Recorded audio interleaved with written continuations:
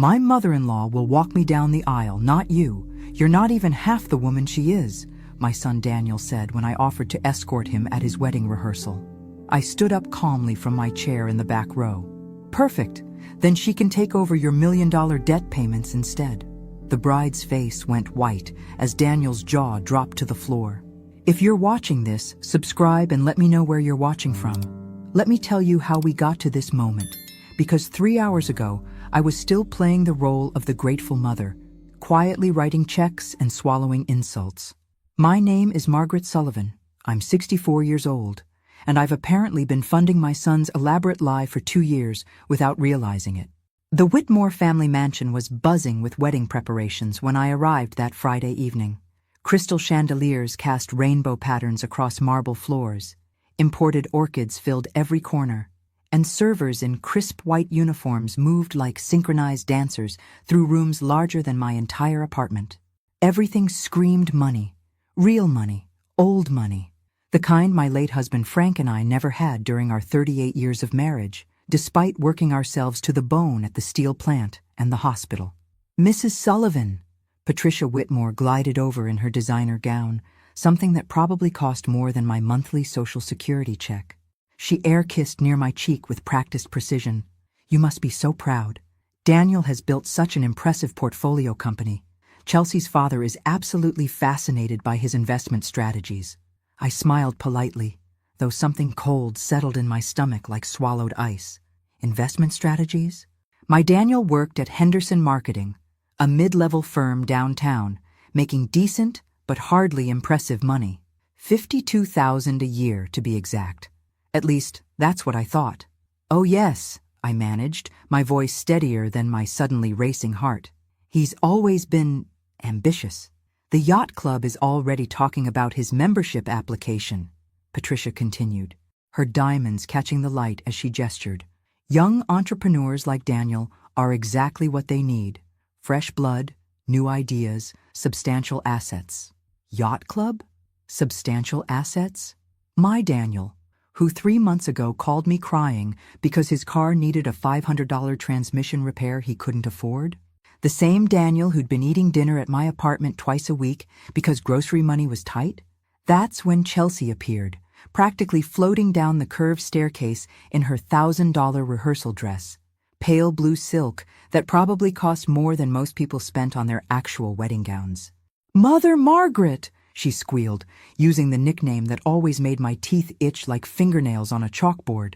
"I can't wait for you to see the surprise Daniel arranged for tomorrow. The ice sculpture alone cost more than most people's cars."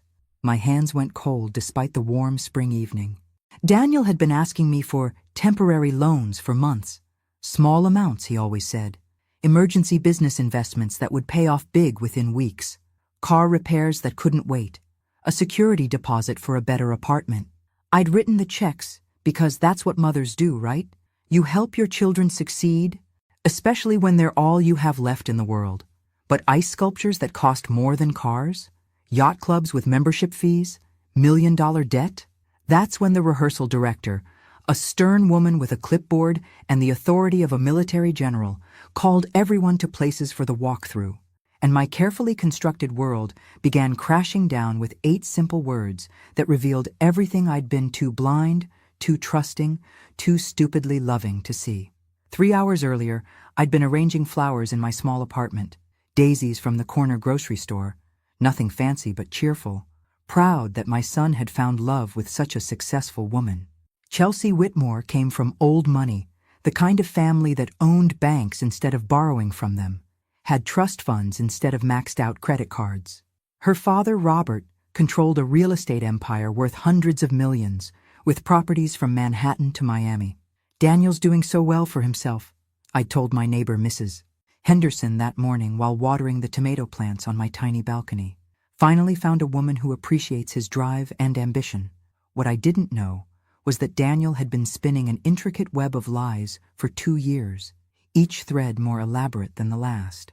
It started when he met Chelsea at an upscale charity auction for children's cancer research, one he'd attended using a borrowed Armani suit and fake business cards claiming he owned Sullivan Investment Group. Boutique financial services.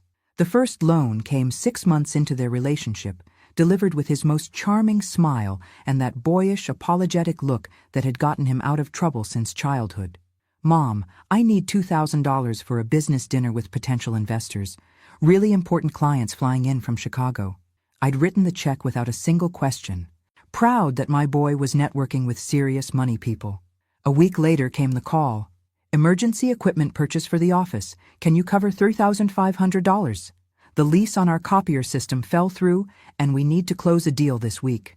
Then $5,000 for a temporary cash flow issue while we wait for a client payment. Each request came with detailed explanations that sounded so professional, so legitimate.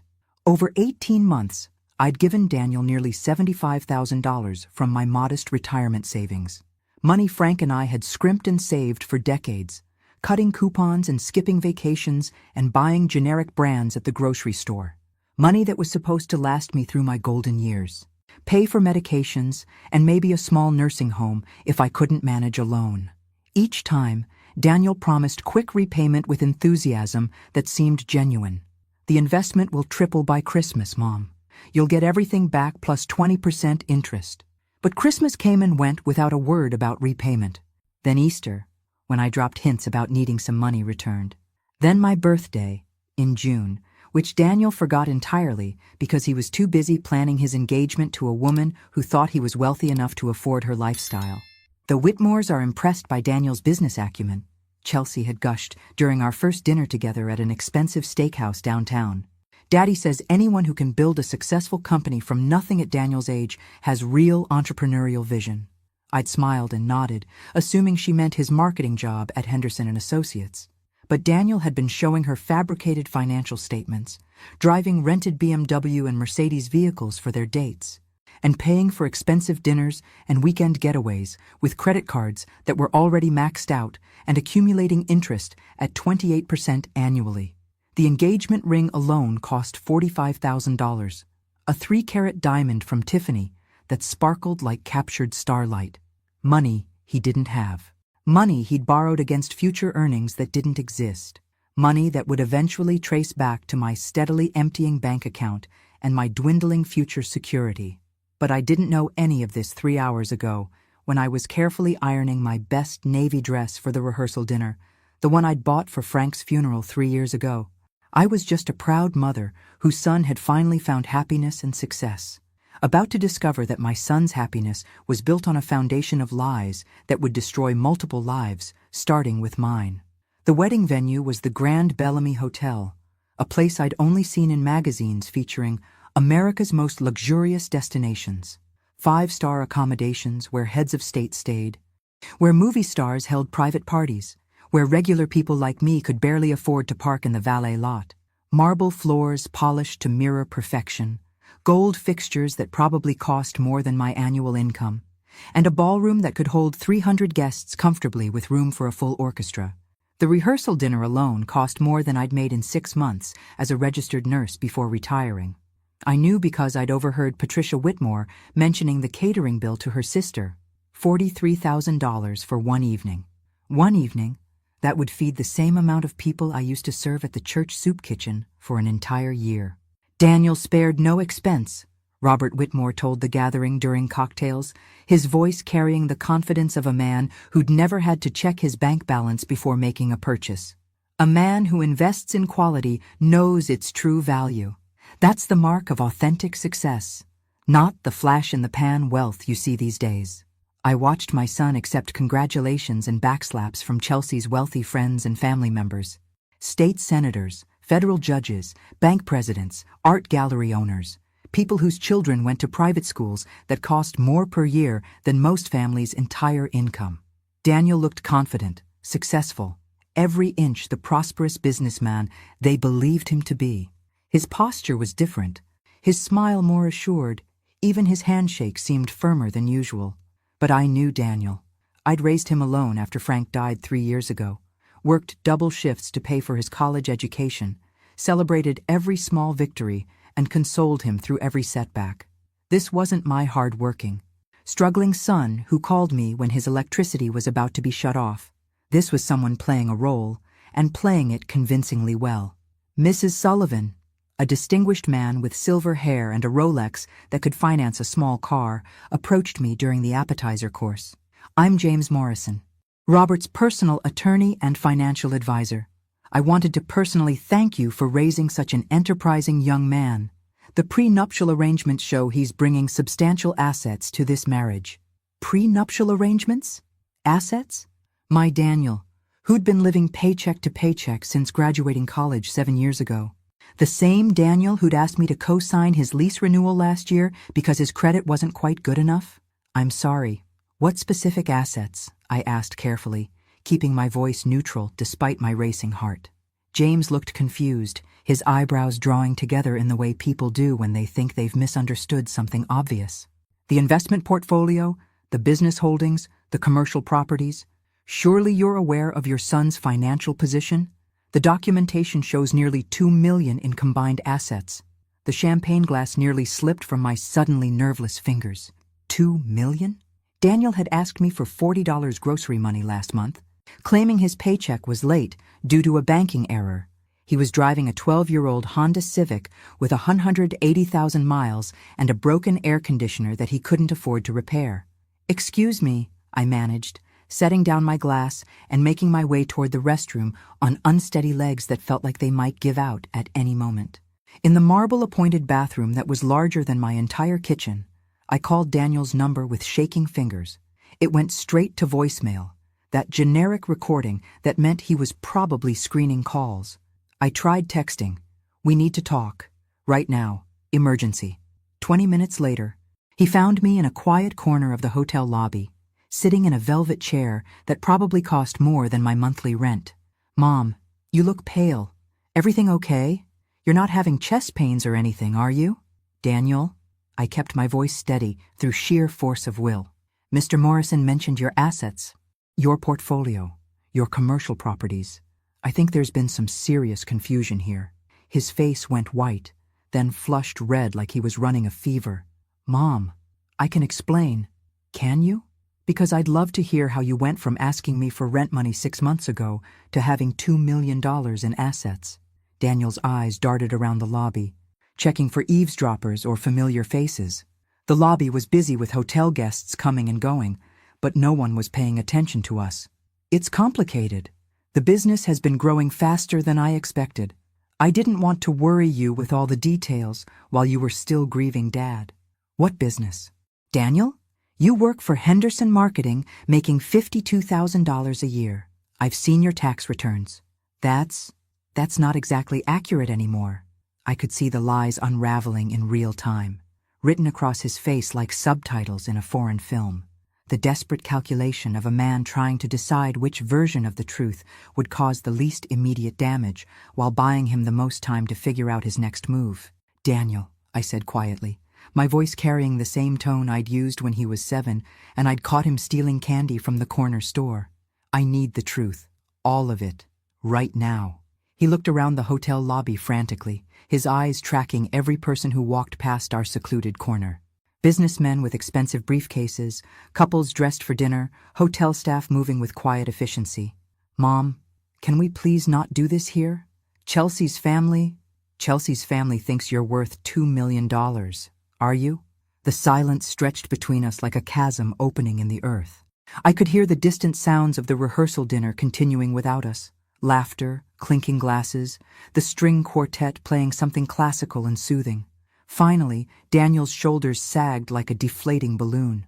"No, God, no, I'm in debt. Deep debt." How deep? Though I already suspected the answer would destroy me. "About $1.2 million. The number hit me like a physical blow, like someone had punched me in the solar plexus and knocked all the air from my lungs. I gripped the arm of the velvet chair to steady myself, my knuckles going white with the pressure. "Million? Daniel, what have you done?" "It started small," he whispered, glancing toward the ballroom where his rehearsal dinner was continuing without us, where Chelsea was probably wondering where her fiancé had disappeared to. "I met Chelsea at that charity auction 18 months ago. She's incredible, Mom. Beautiful, smart, from this amazing family with connections everywhere. But she's used to a certain lifestyle." "So, you lied to her." enhanced the truth initially, said I had my own investment company, that I was building something special. It was supposed to be temporary, just until I could actually build something real, something worthy of her. I stared at my son, seeing him clearly for perhaps the first time in years, not as the struggling young man I'd been trying to help, but as a stranger who'd been manipulating me with the skill of a professional con artist. The money you borrowed from me, all those emergency loans, where did it really go? Keeping up appearances. Dinners at restaurants where the wine costs more than most people spend on food in a month, weekend trips to the Hamptons, Charleston, Napa Valley, the engagement ring from Tiffany. Chelsea expects nice things, and her family was watching every move I made to see if I was worthy of their princess.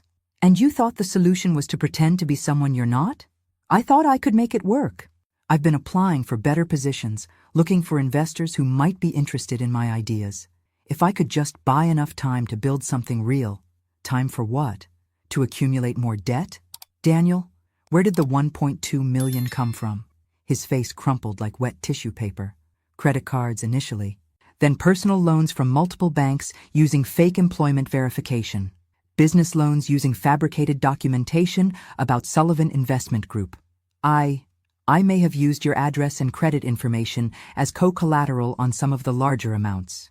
The world tilted sideways.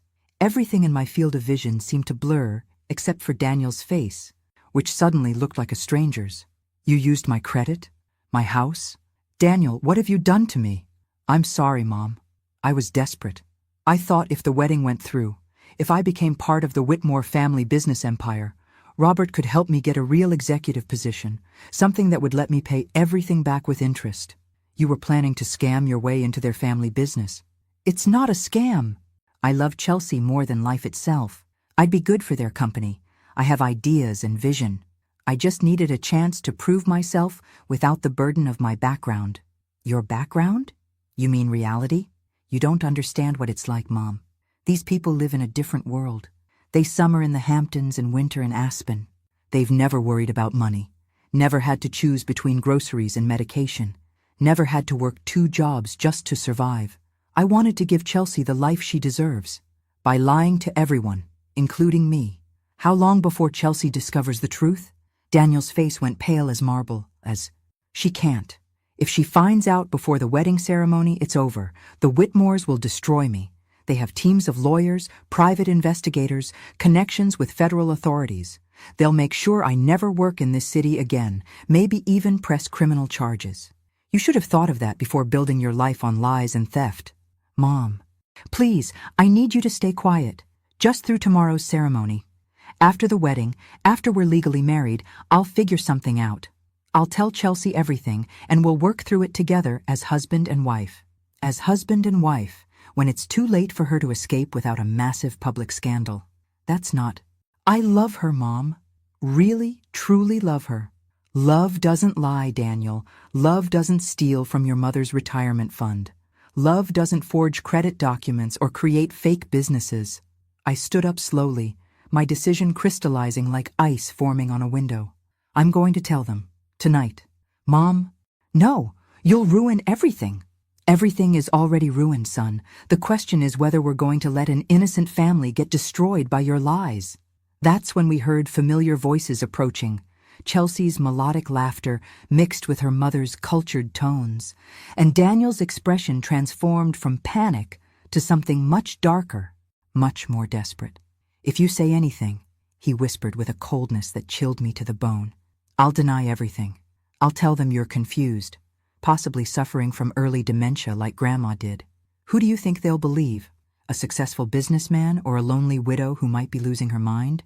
Daniel's threat hung in the air between us as Chelsea's voice grew closer. My son, the boy I'd raised to value honesty and integrity, was preparing to destroy my credibility to protect his lies. There you are! Chelsea appeared around the corner, radiant in her rehearsal dress. We were wondering where the groom disappeared to. And Mother Margaret, you look a bit pale. Are you feeling all right? I looked at my son, whose eyes held a warning, then at Chelsea, so trusting and happy.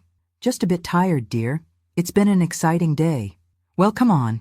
Daddy wants to make the toast, and we can't start without the mother of the groom. Chelsea linked her arm through mine. leading us back to the ballroom. The rehearsal dinner was a symphony of crystal glasses, soft music, and quiet conversation among people who'd never worried about money a day in their lives. I found myself seated at a table with the Whitmore family's closest friends, a federal judge, a bank president, and a woman who owned half the art galleries in the city. Margaret, the judge's wife, smiled warmly. You must be so proud. Daniel's company has such an impressive track record. Robert was telling us about the downtown development project. Development project? I glanced at Daniel, who was deep in conversation with Robert across the room. What other lies had he invented? He's always been ambitious, I managed. Ambitious and successful, the bank president added. I reviewed his financial portfolio personally when he applied for membership at the club. Very impressive diversification for someone his age. My heart pounded. The club? The Harbor Club. Exclusive membership, but Robert sponsored him. Young entrepreneurs of Daniel's caliber are exactly what we need to maintain the club's standards. The Harbor Club. Annual dues of $50,000. Membership fees that required a net worth verification. All based on fake documentation my son had somehow created. That's when Robert Whitmore stood up, tapping his champagne glass for attention. Friends, family, welcome to what I hope is the first of many celebrations for our children. Daniel, please stand. My son rose, looking every inch the successful businessman in his tailored suit, confident, charming, a complete lie. When Chelsea first told us about Daniel, Robert continued, I did what any protective father would do. I had him investigated. My blood went cold. Investigated? Daniel's face had gone pale, but he maintained his smile. What I found impressed me greatly. A young man who built a successful investment firm from nothing, who managed to accumulate substantial assets while maintaining the kind of integrity that's rare in today's business world. The room erupted in gentle applause. I watched Daniel accept congratulations, his relief evident. Robert's investigation had somehow missed the truth, or Daniel's lies were more sophisticated than I'd imagined. However, Robert raised his hand for silence. There was one small discrepancy in the financial records. The applause died. Daniel's smile faltered. Nothing concerning, Robert assured the room. Just a matter of some loan documentation that seems to show unusual co-signatory arrangements, but I'm sure it's simply a clerical error that can be resolved after the honeymoon. I felt the room spinning. Co-signatory arrangements. My credit. My name on loans I'd never seen or signed. That's when I realized the true scope of Daniel's deception. He hadn't just lied about having money. He'd stolen my financial identity to create his fake empire. And tomorrow, when the Whitmore family attorneys dig deeper into those clerical errors, they're going to discover that their future son-in-law is not just broke, he's a criminal. But first, they're going to come after me. The rest of Robert's speech passed in a nightmarish blur of polite applause and congratulatory toasts that felt like nails being hammered into my coffin. I smiled and nodded at appropriate moments, but my mind was racing through the terrifying implications of what I'd just learned. Daniel had used my personal information, my social security number, my credit history, my home as collateral, to secure fraudulent loans, quite possibly making me legally responsible for his $1.2 million mountain of debt. After dinner, as guests moved toward the hotel's elegant bar for after-dinner drinks and continued socializing, I managed to corner Daniel in the hallway outside the men's restroom. The corridor was quieter here, decorated with oil paintings of sailing ships and antique maritime instruments that probably cost more than most people's cars. We need to discuss those co-signatory arrangements your future father-in-law mentioned, I said quietly, my voice steady, despite the panic clawing at my chest. Daniel wouldn't meet my eyes, instead studying the intricate pattern in the Persian carpet beneath our feet. Mom, it's complicated. Uncomplicated. Right now. Before I march back into that room and tell everyone exactly what kind of man their precious Chelsea is about to marry. He looked around frantically to ensure we were alone, then stepped closer and lowered his voice to barely above a whisper.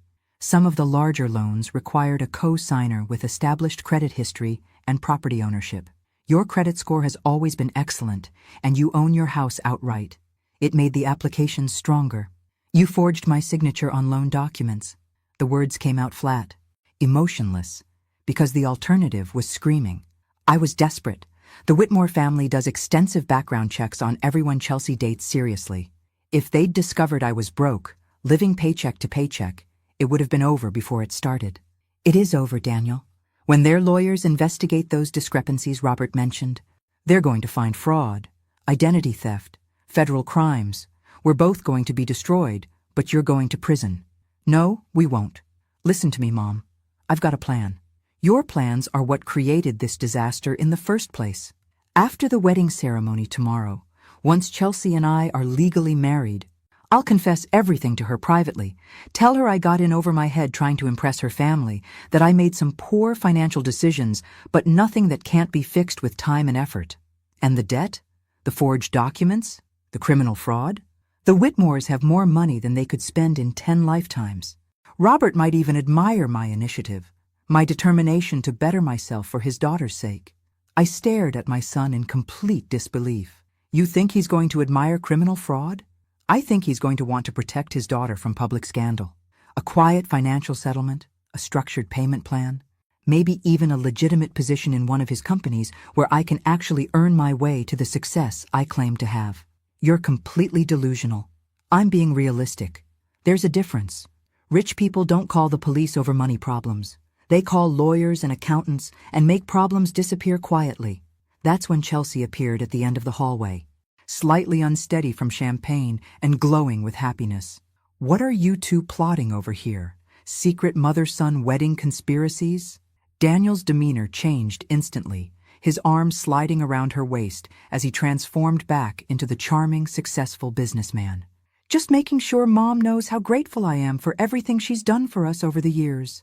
Your mother is absolutely wonderful. Chelsea smiled at me with genuine warmth. Daddy was just telling his attorney friends how impressed he is with your family values. Raising such a successful son as a single mother after your husband passed away. He says that takes real character and strength. Daniel's father would be very proud, I managed to say, though the words felt like broken glass in my throat. What I didn't add was that Frank would have dragged our son to the police station personally before letting him destroy an innocent family with his lies. Well, I should get back upstairs and try to get some beauty sleep. Chelsea kissed Daniel's cheek softly. Big day tomorrow. And Mother Margaret, thank you again for being so understanding about all the wedding arrangements. I know traditional mothers sometimes want to be more involved in every detail, but Daniel explained how you prefer to let us young people handle everything ourselves. Understanding about arrangements? I looked at Daniel sharply, noting how he was suddenly very interested in straightening his tie. What specific arrangements, dear? Oh, the seating charts, the processional order, all that complicated family protocol stuff. Daniel said you specifically requested to be seated toward the back of the ceremony so you wouldn't accidentally distract attention from our special moment. The back, hidden away like an embarrassment, while Robert Whitmore walks his daughter down the aisle in a procession celebrating Daniel's fabricated success story, while 300 guests witness what they believe is the union of two successful families, completely unaware that half the equation is built on criminal fraud. How very thoughtful of me, I managed, my voice carrying just enough edge that Chelsea looked slightly confused. After she left for her room, I turned to Daniel with fury that had been building for hours. Seated in the back? Hidden away like a shameful secret? Mom, please try to understand. It's better if you're not too prominent tomorrow. If Robert's lawyers start asking detailed questions, if anyone begins digging deeper into the financial irregularities, you want me hidden so I can't accidentally reveal the truth. I want you protected.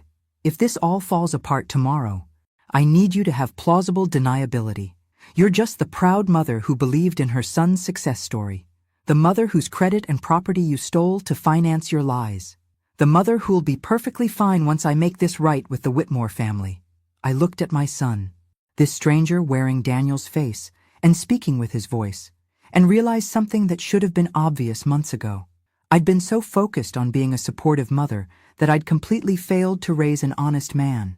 And now we were both about to pay a price that would destroy everything I'd worked for my entire life. Daniel, do you have any understanding of what you've done to me? To yourself? To that innocent girl who loves someone who doesn't actually exist? I understand that tomorrow, I marry the woman I love more than life itself, and then we figure out how to build a real future together. Built on lies and fraud. Built on love. Everything else is just financial details that can be worked out. That's when I knew with absolute certainty that there was only one way this nightmare could end, and it wasn't going to be the fairy tale wedding Daniel was expecting. That night, alone in my hotel room, I sat on the edge of the bed staring at my phone and realizing something that should have terrified me, but instead filled me with calm determination. I had nothing left to lose. Daniel had already stolen my retirement savings, forged my signature on legal documents, and planned to destroy my credibility if I threatened his fairy tale wedding. The sweet, accommodating mother was dead. Time to meet the woman who'd survived 38 years married to a steelworker and 40 years as a nurse dealing with doctors who thought they owned the world. I opened my laptop, the one Daniel had bought me last Christmas, probably with my own stolen money, and began researching. If my son had taught me anything over the past 2 years, it was that information was power, and I was about to become very powerful. First, I pulled up the Henderson marketing website and found their employee directory. There was Daniel Sullivan, account executive, with his work email and phone number. I called the automated system and followed the prompts to check his employment status. Daniel Sullivan is currently employed with Henderson Marketing. For salary verification, please contact Human Resources during business hours. So that part was still true. He did work there, making his claimed $52,000 a year, which meant every penny of his claimed $2 million in assets was fabricated. Next, I researched the Harbor Club membership requirements. The website was discreetly elegant, all understated luxury and subtle exclusivity. Annual dues, $50,000. Initiation fee, $100,000. Net worth requirement, minimum $5 million in verified assets. Background check required, including credit report, tax returns, and bank statements going back 3 years. Daniel had somehow convinced these people he was worth $5 million. The sheer audacity was almost impressive. But the most interesting discovery came when I searched for Sullivan Investment Group online. There was indeed a company by that name, registered 18 months ago with the State Business Bureau. The address listed was my apartment. The registered agent was Daniel Sullivan. And according to the filing documents, the company's assets were listed as proprietary investment portfolio valued at $2.1 million. My son hadn't just lied about being wealthy. He'd created an entire fake company using my home address and filed legal documents claiming millions in assets that didn't exist. Federal fraud, multiple felonies, and enough evidence to send him to prison for 10 to 15 years. I should have been terrified for him. Instead, I felt something I hadn't experienced in months. Control. At 2 a.m, I made my first phone call. Henderson Marketing Night Security, this is Dave. Hi, Dave. This is Margaret Sullivan, Daniel Sullivan's mother. I'm so sorry to bother you this late, but there's been a family emergency, and I need to reach Daniel. His phone is going straight to voicemail. Oh no, I hope everything's okay. But ma'am, Daniel isn't here. Actually, he's been out all week on vacation. Getting married this weekend, I think. Right, of course. Silly me, I'm just worried about the family situation. Dave, you've been so helpful. Can you tell me, has Daniel seemed stressed lately about work? Any financial pressures or problems I should know about? Well, I probably shouldn't say this. But between you and me, Mrs. Sullivan, Daniel's been having some trouble. He's behind on a few big accounts, and there was some issue with an expense report last month. Nothing too serious, but Mr. Henderson had to have a talk with him. Thank you, Dave. You've been very kind. My second call was to the Grand Bellamy Hotel's night manager. This is Margaret Sullivan. I'm a guest in room 412. I'm the mother of the groom for tomorrow's wedding, and I've discovered some concerning information about the payment arrangements. How can I help you, Mrs. Sullivan? I need to know who's financially responsible for tomorrow's charges. The entire event, ceremony, reception, everything. Let me check. Yes, the account shows Mr. Daniel Sullivan as the primary contact, with Mr. Robert Whitmore as the secondary authorized party for any additional charges. And the current balance owed? The final payment of $47,000 is scheduled to be charged to Mr. Sullivan's account tomorrow morning. $47,000 that Daniel didn't have, being charged to credit cards that were probably already maxed out. By tomorrow afternoon, those charges would be declined, the hotel would demand immediate payment, and the Whitmore family would discover that their son-in-law-to-be couldn't afford the wedding he'd planned. But I wasn't going to wait for that slow-motion disaster, because I'd just realized something beautiful. I had the power to control exactly when and how this house of cards collapsed, and I was going to make sure it happened in the most public, humiliating way possible. Time for Daniel to learn what happens when you steal from your mother. The morning of the wedding dawned clear and bright, with the kind of perfect weather that makes people believe in fairy tales and happy endings. I woke up at 5:30, alert and energized in a way I hadn't felt in years. Today was going to be interesting. I ordered room service, eggs Benedict and fresh fruit, charged to Daniel's account naturally, and ate while reviewing the notes I'd taken during my late-night research session. By 7 a.m., I was dressed in my best navy suit, the one I'd been saving for special occasions. This definitely qualified. My first stop was the hotel's business center, where I printed out several documents I'd prepared. Daniel's employment verification from Henderson Marketing, the business registration for Sullivan Investment Group showing my apartment as the company address, and a credit report I'd pulled on myself showing all the fraudulent loans Daniel had taken in my name. My second stop was more delicate. I knocked on Robert Whitmore's suite at exactly 8 a.m. "Margaret!" He opened the door in his silk robe, looking surprised but pleased. "You're up early. Wedding day excitement?" "Something like that, Robert. I'm sorry to bother you, but I've discovered some information about Daniel that I think you need to see before the ceremony." His expression immediately became serious. "Of course. Come in." The Whitmore suite was larger than my entire apartment, with floor-to-ceiling windows overlooking the harbor and furniture that belonged in a museum. Robert gestured for me to sit while he poured coffee from a silver service. "What's this about, Margaret?" I handed him the printed documents. "I'm afraid Daniel hasn't been entirely honest about his financial situation." Robert's face went through several emotions as he read. Confusion, concern, and finally a cold anger that reminded me why successful businessmen were not people you wanted to cross. "These loan documents show your name as co-signer, without my knowledge or consent. I discovered last night that Daniel has been using my personal information to secure fraudulent loans totaling over $1 million. Margaret, are you certain about this? I've spent the entire night verifying every detail. The Sullivan Investment Group is a shell company registered to my apartment. Daniel works at Henderson Marketing making $52,000 a year. Everything else, the portfolio, the assets, the business success, it's all fabricated." Robert set down the papers with the careful control of a man fighting to contain his fury. "Do you understand what you're telling me? That my daughter is about to marry a criminal? I'm telling you that my son has committed multiple felonies and implicated me in federal fraud charges. But more importantly, he's lied to your daughter about everything. Who he is, what he has, what kind of life he can provide. Why are you bringing this to me instead of going to the police?" I met his eyes directly. "Because Chelsea deserves to hear the truth before she makes a decision that will destroy her life. And because you have the power to handle this quietly, without destroying her reputation along with his." Robert was quiet for a long moment, processing the implications. "What do you want me to do?" "I want you to give me 30 minutes alone with Daniel before the ceremony. Let me try to convince him to tell Chelsea the truth himself. And if he refuses, then I'll tell her myself. In front of everyone." Robert's smile was cold and predatory. "Margaret, I think I've been underestimating you. Most people do.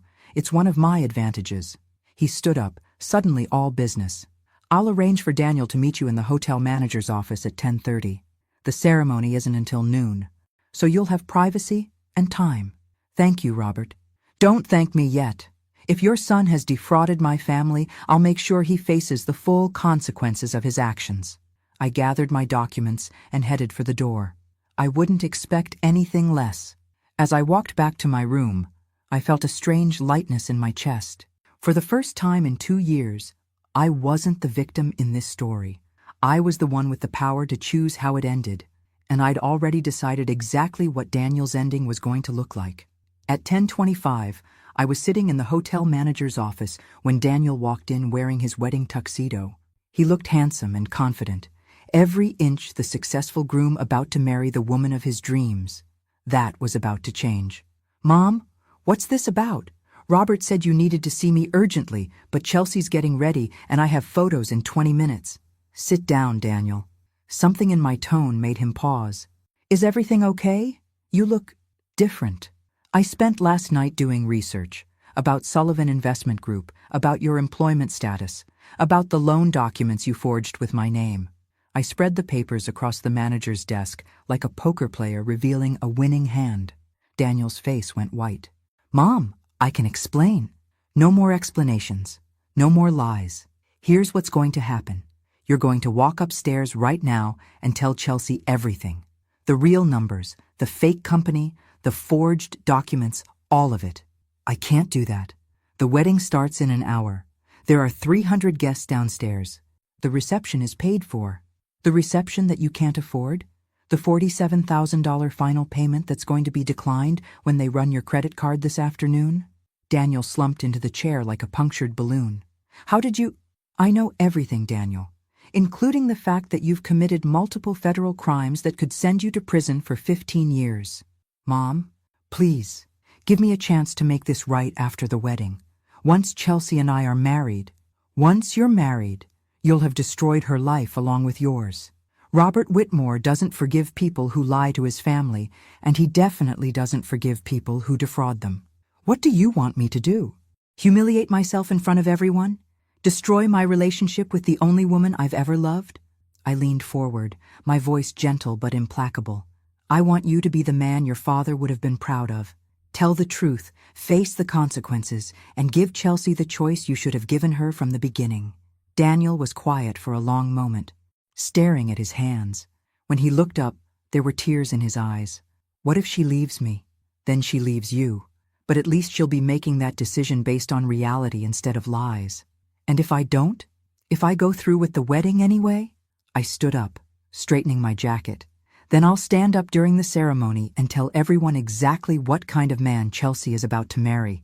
Daniel's face crumpled. "You wouldn't do that to me. I wouldn't do it to the Daniel I raised. But that Daniel wouldn't have stolen from his mother to impress a woman with lies. Mom, please. You have 15 minutes to decide, Daniel. Tell Chelsea yourself, or I'll tell everyone." I walked toward the door, then turned back. "For what it's worth, I hope you make the right choice. It's not too late to be the man you should have been all along." I left him sitting there in his expensive tuxedo, surrounded by evidence of his crimes, finally facing the consequences of 2 years of lies. 15 minutes later, I was in the lobby when I saw Daniel getting into the elevator, heading up to Chelsea's bridal suite. 10 minutes after that, I heard the screaming start. The screaming from Chelsea's bridal suite could be heard 3 floors down. Hotel staff were discreetly ushering guests away from the elevator area, but the sound of a woman's voice raised in fury and betrayal was unmistakable. I was sitting in the lobby, pretending to read a magazine, when Robert Whitmore appeared at my elbow. His face was grim, but there was something like respect in his eyes. "You gave him the chance to do the right thing," he said quietly. "I did. What he chose to do with that chance was up to him. Chelsea's destroying her room. 3 bridesmaids are crying. Daniel locked himself in the bathroom." I folded my magazine calmly. "What happens now?" "Now I make some phone calls. My attorney is already reviewing the loan documents you provided. If everything checks out the way you've presented it, Daniel will be facing federal fraud charges by Monday morning. And Chelsea," Robert's expression softened slightly, "Chelsea will heal. She's stronger than people give her credit for. In 6 months, she'll realize she dodged a bullet. I'm sorry this happened to your family, Robert. Don't be. You saved my daughter from making the biggest mistake of her life. If Daniel had gone through with this wedding, if she'd found out after they were married," he shook his head, "the damage would have been irreparable." That's when the elevator doors opened and Daniel emerged, looking like he'd been through a war. His tuxedo was wrinkled, his hair disheveled, and there were scratch marks on his cheek where Chelsea had apparently expressed her feelings about his deception. He saw me sitting in the lobby and walked over with the defeated posture of a man who'd finally run out of lies. "She's not coming down," he said quietly. "The wedding's off." "I know. She called me things I didn't even know she knew how to say." "I imagine she did." Daniel sat down heavily in the chair next to mine. "Robert says they're pressing charges: criminal fraud, identity theft, forgery. I could go to prison for 10 years. You committed crimes, Daniel. Criminal charges are usually what happens next. Aren't you going to say you're sorry? That you didn't want this to happen? I looked at my son, this stranger who'd stolen my money and destroyed my trust, and realized I felt something I hadn't expected. Relief. No, Daniel, I'm not sorry. You made choices that hurt innocent people, including me. You could have stopped this at any point in the last 2 years, but you chose to keep lying instead. So this is my punishment? Prison? Losing Chelsea? Having my life destroyed? This is the consequence of your actions. There's a difference. Daniel was quiet for a moment. What's going to happen to you? The loan documents with your name. Robert's attorneys are already working on that. Apparently, proving identity theft is relatively straightforward when you have a victim who's willing to cooperate with prosecutors. You're going to testify against me. I'm going to tell the truth about what you did to me. What you choose to call that is up to you. Daniel stood up slowly. I guess this is goodbye then. I guess it is. He started to walk away, then turned back. Mom? I really did love her. I know you did, Daniel. But love isn't enough when it's built on lies. I watched my son walk away, probably for the last time, and felt something unexpected. Peace. For 2 years, I'd been carrying the weight of his lies without knowing it. Now, finally, that weight was lifted. Time to figure out what the rest of my life was going to look like. 6 months later, I was sitting on the deck of my new cottage in coastal Maine, watching the sunrise over the Atlantic Ocean and thinking about how much can change when you finally stop letting other people define your worth. The criminal trial had been swift and decisive. Daniel pleaded guilty to multiple federal fraud charges and was sentenced to 8 years in federal prison.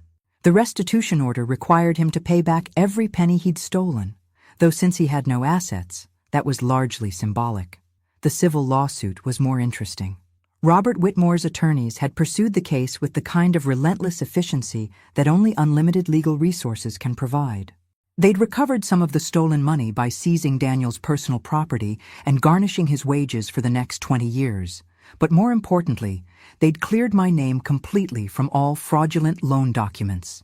The victim of identity theft bears no responsibility for debts incurred through criminal fraud. Robert's lead attorney had explained to me. Your son will be paying for his crimes for the rest of his life, but you're free and clear. Free and clear. I liked the sound of that. The insurance settlement from my identity theft case had been substantial enough to buy this cottage outright, something I'd never imagined owning, a place where I could wake up to ocean views and fall asleep to the sound of waves, where no one needed anything from me except what I chose to give. Chelsea had sent me a card last month, forwarded through Robert's office. She was engaged again, this time to a law school classmate she'd known for years. Someone who's exactly who he says he is, she'd written. Thank you for saving me from a life built on lies. I'd heard through mutual acquaintances that Daniel had tried to contact me several times from prison, but I'd instructed the attorneys to decline all communication. There was nothing left to say. He'd made his choices, and I'd made mine. My phone buzzed with a text from my neighbor, Mrs. Chen, who ran the village bookstore. Tuesday book club meeting moved to Thursday. Hope you can still make it. I smiled. Typing back, wouldn't miss it. This was my life now. Book clubs and morning walks on the beach. Volunteer work at the local food bank and evening dinners with neighbors who liked me for who I was, not what I could do for them. A life where my worth wasn't measured by how much money I could lend or how many problems I could solve for other people. The sun was fully up now, painting the sky in shades of pink and gold that took my breath away. I raised my coffee mug in a silent toast to Frank, who would have been proud of how this story ended. Thanks for teaching me to stand up for myself, honey, I said to the ocean breeze. It just took me a while to remember how. My phone rang, startling me out of my peaceful moment. Unknown number, but local area code. Mrs. Sullivan, this is Detective Martinez with the state police. I'm calling about your son Daniel's case. There's been a development. My heart clenched. What kind of development? We've discovered that your case wasn't isolated. Daniel was part of a larger fraud ring that victimized over 30 families. We'd like you to testify at a congressional hearing about identity theft and elder financial abuse. I sat up straighter. You want me to speak publicly about what happened? Your story could help change federal laws to better protect people like you. Would you be willing to consider it? I looked out at the ocean, thinking about all the other mothers who might be getting phone calls from desperate children, writing checks they couldn't afford, trusting people who were stealing their futures. Yes, I said firmly. I'd be very willing to help. After I hung up, I sat back in my chair and smiled. Apparently, my story wasn't over yet. It was just beginning a new chapter, one where I got to be the hero instead of the victim. Now I'm curious about you who listened to my story. What would you do if you were in my place? Have you ever been through something similar? Comment below. And meanwhile, I'm leaving on the final screen 2 other stories that are channel favorites, and they will definitely surprise you. Thank you for watching until here. Thanks for listening. Don't forget to subscribe and feel free to share your story in the comments. Your voice matters.